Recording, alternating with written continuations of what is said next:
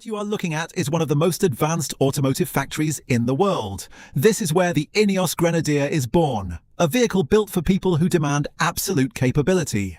Today we are going inside to show you every single step of how this legendary 4x4 is built from the ground up. The moment you step inside this factory, the scale stops you immediately. Steel arriving by the truckload, robotic systems working around the clock.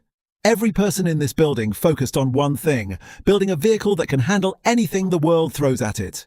Before a single piece of steel is cut, the entire vehicle is engineered in the design lab.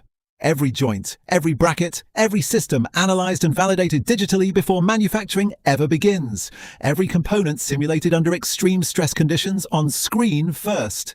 The chassis is where the build truly starts. A heavy-duty ladder frame, purpose-built from day one for the toughest terrain on the planet.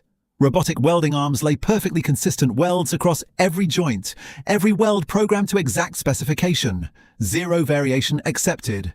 Heavy-duty suspension goes on next. Solid axles, long travel geometry, a proper mechanical transfer case, a drivetrain built for real-world off-road performance.